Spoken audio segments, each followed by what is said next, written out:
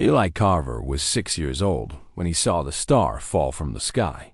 He was sitting by his bedroom window, unable to sleep. The old farmhouse creaked and groaned around him like it always did at night. His 3 older brothers were sleeping in the room next door. His father was downstairs, probably sitting alone in the dark again, the way he did most nights since Eli's mother died. Eli pressed his small hand against the cold glass and watched the Montana sky. The stars were bright tonight, scattered across the blackness like spilled salt on a dark table. His mother used to tell him stories about those stars. She said each one was a sun, far away, with its own world spinning around it. Eli liked to imagine what lived on those worlds. Maybe creatures with wings. Maybe giants made of stone. Maybe nothing at all. Then he saw it. A streak of light cut across the sky, brighter than any shooting star he had ever seen. It burned orange and white, leaving a trail of fire behind it. But shooting stars disappeared quickly. This one did not. It grew bigger and bigger, falling toward the earth, toward the dark pine forest behind their farm. There was a flash of light beyond the trees. Then a sound like thunder, but deeper. The window rattled under Eli's palm. He should have woken his father. He should have stayed in bed. Any smart child would have done those things. Eli was not always a smart child, but he was a brave one. He pulled on his boots and his coat. He grabbed the small flashlight he kept under his pillow for when the nightmares came. Then he crept down the stairs, avoiding the steps that squeaked, and slipped out the back door into the cold autumn night. The forest was dark and full of sounds. Owls called to each other. Small animals rustled through the dead leaves. Eli walked quickly, following the direction of the fallen light. His heart beat fast in his chest, but his feet did not stop moving. It took him almost an hour to find the crash site. The trees here were broken and burned. A long trail of torn earth cut through the forest floor, ending at the edge of the old creek ravine. Eli shined his flashlight down into the darkness. Something was down there. Something big. He climbed down carefully, using roots and rocks as handholds. The smell of smoke and something strange filled his nose. Not a bad smell, exactly. Just different. Like nothing he had ever smelled before. At the bottom of the ravine, he found the thing that had fallen from the sky. It was a craft of some kind. Not like any airplane or helicopter Eli had seen in pictures. It was shaped like a teardrop, made of metal that looked almost liquid in the beam of his flashlight. Most of it was broken and twisted from the crash. Pieces lay scattered across the creek bed, and next to the wreckage, something was breathing. Eli moved closer, his flashlight shaking slightly in his hand. It was not human. The creature was tall, maybe 7 feet if it had been standing. Its skin was the color of old pennies, and it seemed to shimmer faintly even in the dim light. It had 4 arms instead of 2. One leg was bent at a wrong angle, clearly broken. Silver liquid pooled beneath it, soaking into the rocky ground. Blood, Eli realized. Silver blood. He should have been scared. Any normal child would have run screaming back to the farmhouse. But Eli had spent 2 years watching his mother die slowly in a hospital bed. He had learned that scary things did not always mean bad things. Sometimes scary things just needed help. The creature's eyes opened. They were violet, deep and glowing like the last light of sunset. They fixed on Eli with an intensity that made him feel very small, but not afraid. The eyes were not cruel. They were tired and pained and surprised. The creature tried to speak. Its voice was like stones grinding together, mixed with sounds that might have been words in a language Eli did not know. Then it stopped, took a shuddering breath, and tried again. "Small one," it said. The words were rough and strange, but Eli could understand them. "You should not be here. Danger." Eli knelt beside the creature. Up close, he could see more details. The face was long and angular, with no nose, just two small slits. The mouth was lipless, a thin line, but those eyes were almost human in their expression. Pain, confusion, and something like wonder. "You're hurt real bad, mister," Eli said. "I can help." The creature stared at him. For a long moment, it said nothing. "You are not afraid," it finally said. It was not a question that Eli thought about this. "I guess I'm a little scared," he admitted.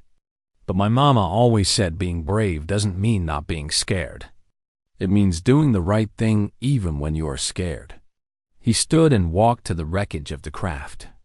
His flashlight found what looked like a box with strange symbols on it.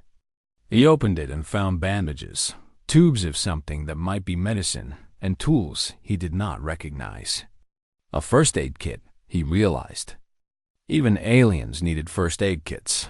He dragged the box back to the creature. "I don't know how to use most of this stuff," Eli said honestly. "But I can try.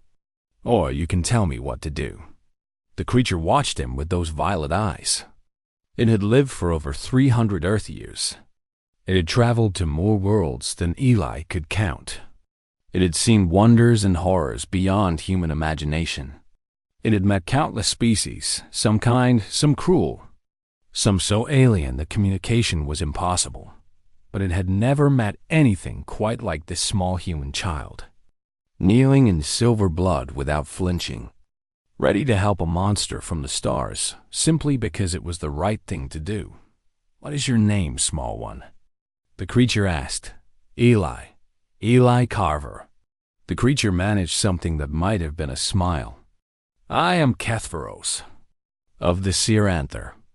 Eli nodded seriously, as if meeting aliens was something he did every day. "Okay, Kethveros, let's fix you up." And there, at the bottom of a ravine in rural Montana, a 6-year-old human boy began carefully bandaging the wounds of a being from another world. Above them, the stars continued their ancient dance, uncaring and eternal. But something had changed. Something small and quiet and impossibly important. A friendship had begun. The old barn at the edge of the Carver property had not been used in years. The roof leaked in 3 places. The wooden walls were gray and weathered. Birds nested in the rafters, and mice lived in the hay. It was perfect. Eli spent 3 nights dragging supplies from the crashed ship to the barn. Blankets that felt like liquid metal but kept Kethveros warm. Containers of food that looked like blue paste but smelled like nothing at all. Medical equipment that beeped and glowed with soft lights. The hardest part was moving Kethveros himself. The alien was heavy, much heavier than he looked, and his broken leg made walking impossible. Eli found an old wooden cart in the barn and, with more strength than any 6-year-old should have, managed to help Kethveros crawl into it. Then he pulled the cart through the forest, inch by inch, stopping every few minutes to catch his breath. It took all night. By the time they reached the barn, the sun was starting to rise. Eli was exhausted, his arms shaking, his legs ready to collapse. But Kethveros was safe. "You are remarkable, small one," the alien said as Eli helped him onto a pile of old blankets. "On my world, such determination in a child would mark you for great things." Eli shrugged, embarrassed. "I just didn't want you to get found. People would freak out if they saw you." "Freak out?" "Get scared. Act crazy. Maybe try to hurt you." Eli had seen enough movies to know what happened when aliens showed up. Scientists put them in cages. Soldiers pointed guns at them. It was never good. Kethveros nodded slowly. "Your species is young. Fear of the unknown is natural for young species." "How old is your species?" Eli asked. "We have traveled the stars for 60,000 of your years." Eli's eyes went wide. He could barely imagine 60 years, let alone 60,000. Over the next few weeks, they fell into a routine. Eli would wake early, before anyone else in the house. He would sneak food from the kitchen and carry it to the barn. He would sit with Kethvaros while the alien ate, and they would talk. Kethvaros told him about the galaxy. There were thousands of species out there, scattered across millions of worlds. Some had built great empires that spanned entire regions of space. Others lived on single planets, like humans, not yet knowing what waited beyond their sky. Some were peaceful. Some were warlike. Some were so strange that even the Siranther, who had seen almost everything, did not fully understand them. "What of the Siranther?" Eli asked one morning. Kethvaros was quiet for a moment. His leg was healing slowly, the bone knitting back together with the help of the alien medicine. He could sit up now, though standing was still impossible. "We are wanderers," he finally said. "We have no homeworld. Long ago, our planet was destroyed in a great war. Those who survived took to the stars. We have been traveling ever since, moving from system to system, never staying long in one place." "That sounds lonely," Eli said. "It can be, but it has also made us strong. We carry our culture in our hearts, not in our land. Our traditions, our knowledge, our purpose. These things travel with us wherever we go. What's your purpose?" Kethvaros smiled his thin, lipless smile. "We are keepers of the way, teachers, warriors, scholars. We believe that true strength comes not from weapons or ships, but from understanding. Understanding yourself. Understanding your enemy. Understanding your place in the great pattern of existence." Eli nodded, even though he did not fully understand. He was 6 years old. Big ideas were still fuzzy shapes in his mind. But something about Kethvaros' S-words felt important. Felt true. "How do you teach understanding?" Eli asked. "Through many paths. Philosophy, meditation, art." Kethvaros paused. "And through the bow? The bow? Like a bow and arrow?" "Yes. The Siranther are known throughout the galaxy as the greatest archers. Our discipline is called Vasethai. It is more than just shooting arrows. It is a way of life. A way of seeing the world." Eli leaned forward, fascinated. "Why bows? Don't you have lasers and stuff?" "We have many weapons. Energy rifles, plasma cannons, missiles that can crack planets in half." Kethvaros made a dismissive gesture with one of his 4 hands. "Any fool can pull a trigger. Machines do the work. There is no skill, no soul, no art." He lifted one arm, miming the motion of drawing a bowstring. "But the bow is different. When you shoot an arrow, there is nothing between you and your target but air. No computer aims for you. No machine provides the power. Every shot is you. Your strength. Your focus. Your will. Your understanding of distance and wind and gravity and time." Eli watched the motion of Kethvaros' ass arm, mesmerized. "The bow asks a question," Kethvaros continued. "It asks, who are you? What do you want? Where does your arrow belong? If you cannot answer these questions, your arrow will fly wild. But if you find the answers, if you truly understand yourself and your purpose, then your arrow will find its mark. Always." "Can anyone learn?" Eli asked quietly. Kethvaros studied him with those deep violet eyes. He saw a small human child, fragile and short-lived, from a species that had not even left its own planet. By all logic, such a creature should be beneath his notice. But he also saw something else. A brightness. A hunger. A stubborn refusal to accept limits. "I wonder," Kethvaros said slowly, "if humans might have the gift." "What gift?" "The gift of feeling. My people are old and wise, but we have grown cold. We understand much, but we feel little. Passion, love, fear, anger. These things have faded in us over the thousands of years." He reached out and placed one long-fingered hand on Eli's shoulder. "But you, small one, you feel everything. Your heart is a storm. Most species would see this as weakness. Eli looked down, suddenly ashamed of his emotions. His father always told him to be strong, to stop crying, to toughen up. They would be wrong, Kethvaros said firmly. The Versethe teaches us to find stillness. But stillness without passion is merely emptiness. You have fire, Eli Carver. I can teach you to aim it. Eli looked up, hope lighting his young face. You'd teach me? Really? Kethvaros nodded slowly. When my leg heals, we will begin. And we will see what a human child can become. The bow was small, built for a child's hands. Kethvaros had made it from pieces of his crashed ship. Wood that was not really wood, but something grown on a world 1,000 light years away. It was simple and plain, with no decorations, nothing fancy. But when Eli held it for the first time, he felt something strange.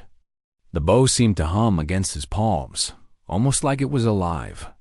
This bow is yours now, Kethvaros said. He was standing on his own 2 feet again, though he still limped slightly. 3 months had passed since the crash. Winter was coming to Montana, and the forest behind the farm was full of bare trees and cold wind. It will grow with you, change with you. It is part of you now. Eli lifted the bow, feeling its weight. It was lighter than he expected. Now, Kethvaros said, we begin. The first lesson was not about shooting. It was about breathing. They stood in a small clearing in the forest, far from the farmhouse where no one would see them. Kethvaros made Eli close his eyes and focus on his breath. In and out, slow and steady. For an hour they did nothing but breathe. Eli was bored. He wanted to shoot arrows. He wanted to hit targets. He wanted to be a great archer like Kethvaros described. Patience, Kethvaros said, as if reading his thoughts. The first enemy every archer must defeat is himself. His restlessness, his impatience, his need for action. Until you can be still, you cannot aim true. The second lesson was about standing. Kethvaros spent 3 days adjusting Eli's posture, the way he held his shoulders, the angle of his feet, the tilt of his head. Every tiny detail mattered. Your body is the foundation, Kethvaros explained. If the foundation is weak, the house will fall. If your stance is poor, your arrow will fly crooked. The third lesson was about seeing. Most beings look at a target, Kethvaros said. They see a circle on a tree, a spot they want to hit. This is wrong. You must see everything. The wind in the leaves, the distance between you and the target, the light, the shadows, the curve of the land. You must see the path your arrow will take before you release it. Eli practiced seeing. He stared at targets until his eyes hurt. He watched leaves flutter in the breeze. He learned to feel the wind on his skin and know which direction it was blowing. Finally, after 2 weeks, Kethvaros let him shoot his first arrow. He missed badly. The arrow flew wide, sailing past the target and disappearing into the bushes. Eli felt his face turn red with shame. He had worked so hard. He had done everything Kethvaros taught him. And he had failed. Again, Kethvaros said calmly. Eli shot again. Another miss. Again. Miss. Again. By the end of the day, Eli had shot 50 arrows. He had hit the target exactly 0 times. His arms were shaking. His fingers were raw from the bowstring. Tears of frustration were running down his cheeks, and he hated himself for crying. I can't do it, he said, his voice breaking. I'm no good. Kethvaros walked over and knelt beside him. For a being from another world, he had learned to be surprisingly gentle. Do you know how many arrows I shot before I hit my first target? He asked. Eli shook his head. 3,000. Eli stared at him. 3,000? I was younger than you when I started. Much younger by Siranther counting. And I was terrible. The the worst student my teacher had ever seen. My arms were too thin. My eyes were too weak. Everyone said I would never learn a stay. But you did learn, Eli said. Yes, because I did not stop. Because every time I missed, I learned something. Every failure was a teacher. Kethvaros stood and gestured toward the target. You missed 50 times today. That means you learned 50 lessons. Tomorrow, you will learn more. And the day after that. And the day after that. Until one day, you will not miss. Eli wiped his eyes with the back of his hand. He picked up his bow. Can I try again? Kethvaros smiled his thin smile. Always. The months passed. Winter came and went. Eli turned 7. He kept sneaking out to the forest every day to train. His schoolwork suffered. His father yelled at him for being distracted. His brothers teased him for always disappearing. He did not care. Every day, he got a little better. His arrows flew a little straighter. His arms grew a little stronger. The bow became an extension of his body. As natural as his own hands taught by spring, he could hit a target at 50 paces. By summer, he could shoot while moving, running through the forest and releasing arrows at targets Kethvaros had hung from trees. By autumn, he could hit a circle the size of a coin from 100 yards away. You learn fast, Kethvaros said one evening, watching Eli practice in the fading light. Faster than any student I have ever trained. Is that because I'm human? Eli asked. Perhaps.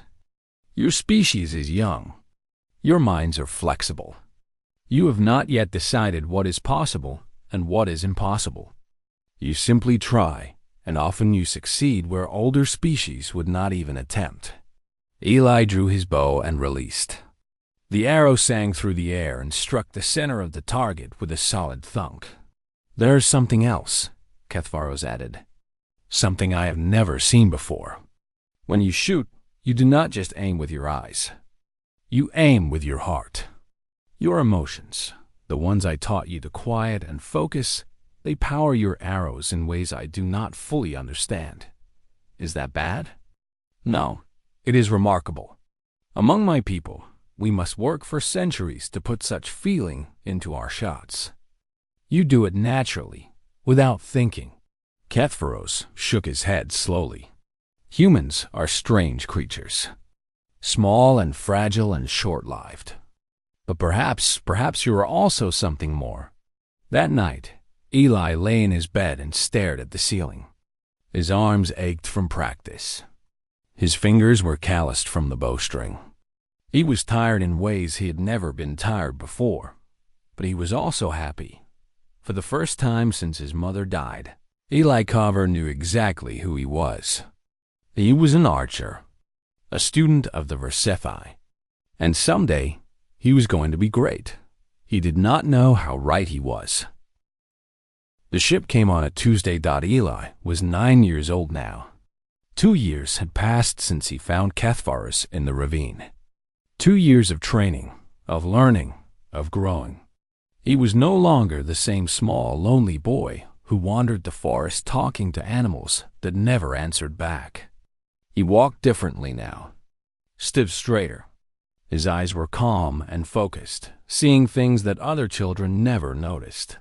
He was practicing in the clearing when he felt it, a strange vibration in the air, like the hum of electricity before a storm.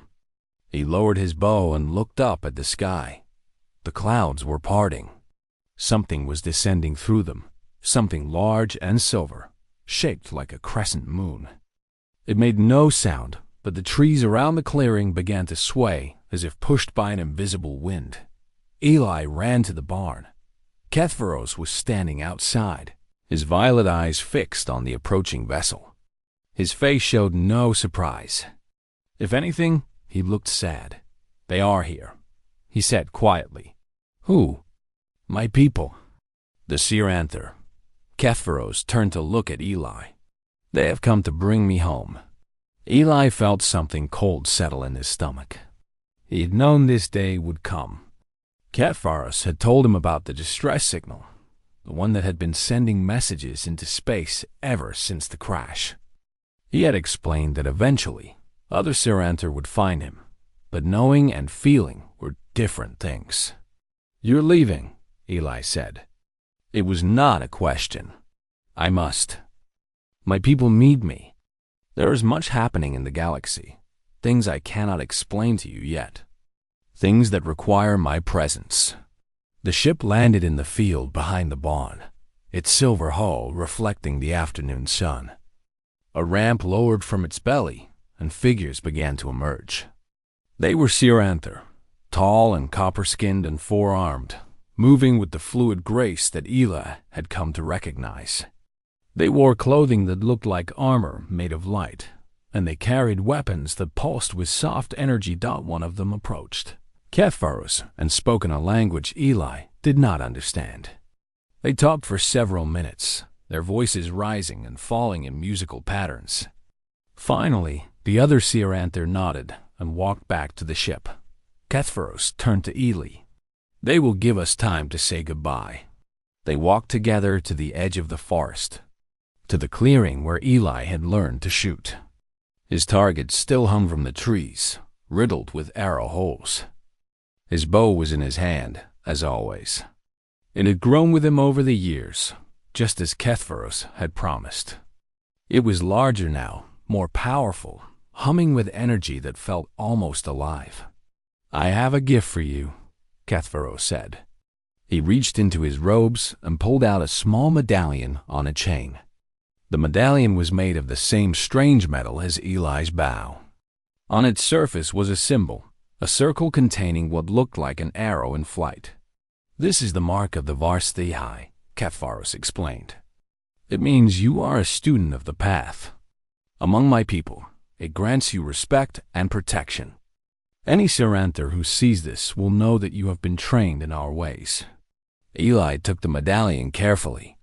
It was warm in his hand, almost like it had its own heartbeat. "There is something else," Catpharos continued. "A choice I must offer you." "What choice?" "Come with me." Eli stared at him, not sure he had heard correctly. "Come with me to the stars," Catpharos said. "Among the Siranther, you would be trained by masters far greater than me. You would learn secrets of the bow that no human has ever known. You would travel to 1,000 worlds, see wonders beyond imagination." He paused.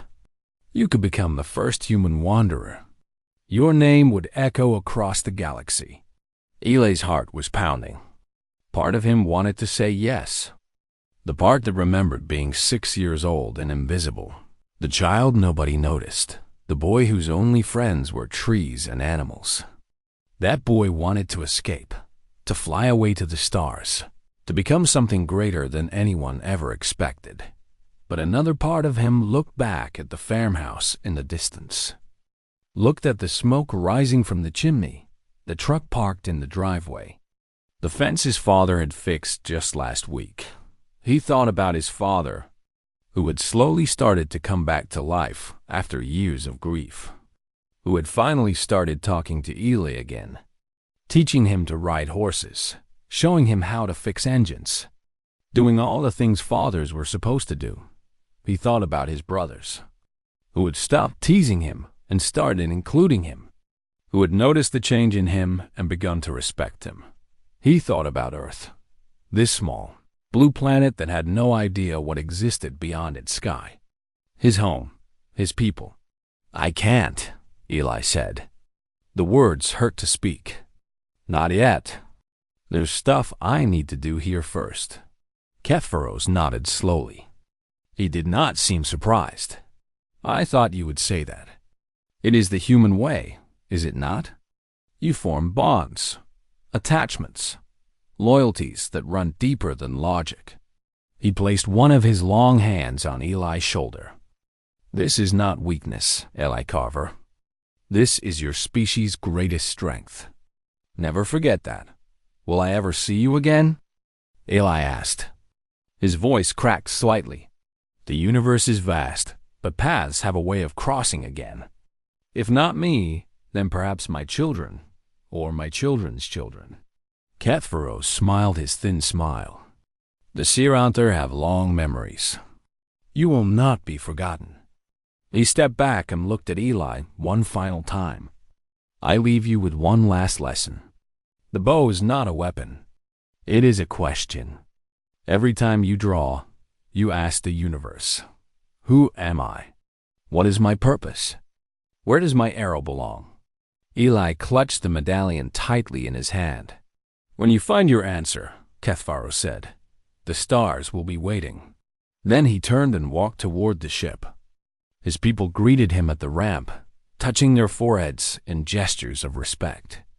One by one, they disappeared inside the silver vessel. Kethvaros was the last to board. At the top of the ramp, he paused and looked back. Across the distance, his violet eyes met Eli's one final time. Then the ramp closed. The ship rose silently into the sky, growing smaller and smaller until it was just a point of light among the clouds. Then it was gone, vanishing into the endless blue. Eli stood alone in the field for a long time. The wind blew through the grass. Birds sang in the trees. Life continued unchanged, as if nothing remarkable had happened at all. But Eli was different now. He could feel it in his bones, in his blood, in the humming of the bow at his side. He was not just a farm boy anymore. He was a student of the Versephai, a bridge between worlds. The first human to learn the ancient way, and someday, when he had done what needed doing here, the stars would be waiting. He turned and walked back toward the farmhouse. His father was standing on the porch, shading his eyes against the sun, looking at the sky with confusion on his face. There would be questions, explanations, probably yelling, but that was okay. Eli had time. He had all the time in the world. 20 years changed many things. The farmhouse in Montana still stood, though it had been repaired and expanded over the years. The old barn where Kethvaros had healed was now a proper building, converted into a training facility that Eli used when he came home to visit. He did not come home often anymore. Eli Carver was 29 years old. His name was known in certain circles, though not many. Olympic gold medalist in archery at age 19, the youngest champion in the sport's history. Then a sudden retirement, no explanation given, followed by years of silence. Rumors spread. Some said he had gone crazy. Some said he had been recruited by the military. Some said he had disappeared into the wilderness to become a hermit. The truth was stranger than any rumor. Eli worked for people who did not officially exist. Agencies with no names, governments that denied their operations, organizations that handled problems too strange for normal solutions. When a situation required someone who could do impossible things with a bow and arrow, they called Eli. He had saved lives, ended threats, done things that would sound like fantasy if he ever told anyone. His bow, the one Kethvaros had given him all those years ago, had grown into something remarkable. It hummed with energy that scientists could not explain. Its arrows flew farther and faster than physics should allow. In Eli's hands, it was less a weapon and more an extension of his will. But today, he was not working. Today, he stood in the same field in Montana where he had watched Kethvaros leave 2 decades ago.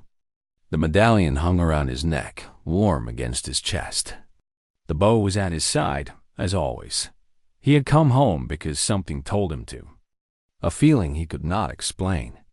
A whisper in the back of his mind that said today was important. The sky was clear and blue, filled with white clouds drifting lazily toward the mountains. Eli watched them with patient eyes. 20 years of training had taught him many things. But the most important lesson was this. Sometimes you had to wait for the shot to present itself. At exactly 3 in the afternoon. The shot presented itself. The clouds parted. A ship descended through them, larger than Kethvaros' rescue vessel, but built in the same elegant style. This one, however, was damaged. Scorch marks blackened its hull. Parts of it were twisted and broken, trailing smoke as it fell toward the earth.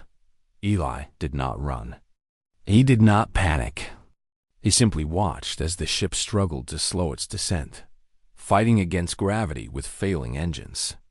It crashed into the field about 100 yards from where he stood, tearing a long furrow in the grass before finally stopping. He walked toward it calmly, his bow in his hand. The ramp lowered with a groan of damaged machinery. A figure stumbled out, falling to its knees on the Montana soil. It was a Seer-Anther. Young, by the look of her. Small and thin, with copper skin and violet eyes that seemed too large for her face.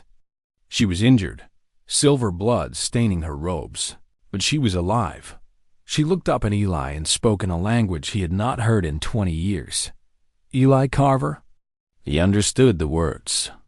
Cathvarus had taught him the basics of the Seer-Anther tongue, and the years had not dulled his memory. Yes, he replied in the same language. Who are you? I am Versethi. Her voice was weak but determined. My grandfather sent me. He said, if the darkness ever came, we should find the human boy who taught him that courage is not the absence of fear, but the choice to act despite it. Eli felt something shift in his chest. Cathvarus was still alive. After all these years, the old alien was still out there, still remembering the small boy who had bandaged his wounds in a Montana ravine. Darkness? Eli asked. What darkness? Versethi struggled to her feet. She was young, Eli realized. By Seer-Anther standards, she was barely more than a child. Yet she had crossed the stars to find him, wounded and alone, because her grandfather had told her to. The Varanth hegemony, she said. They are coming? Not just for the Seer-Anther. For everyone. For every world that refuses to bow before them.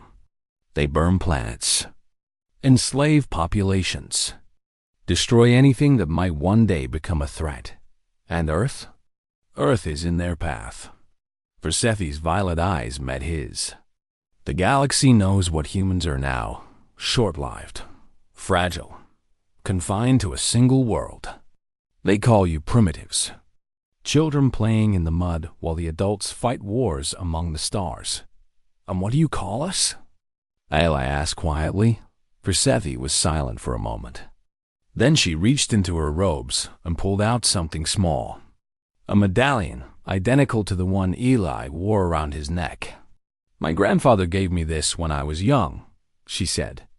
He told me about the human boy who saved his life, who learned the Versethi faster than any student he had ever trained, who had fire in his heart and stillness in his soul.